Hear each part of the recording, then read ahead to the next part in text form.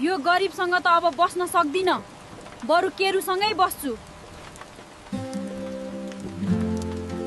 त्यो गरिब आलुसँग म बस्न सक्दिन। जाम केरु। भन्टा, तिमीले मलाई किन धोका दियौ? मैले तिमीलाई सधैँ माया मात्रै गरेको थिएँ। ओए, आलुको बुढी त केरासँग पहिला गई। गरिबलाई कसले हेर्छ र? चिन्ता नगर आलु, साँचो मान्छे कहिल्यै हार्दैन। सहर जाऊ, मेहनत गर, एक दिन तिमी सफल हुनेछौ। पैसा र 45,500 पाउन्ड युकेमा पढ्ने स्कलरसिप। सर, मैले यो पैसा भरेको र 4,500 पाउन्ड स्कलरसिप भएको ब्याग भेटाएँ।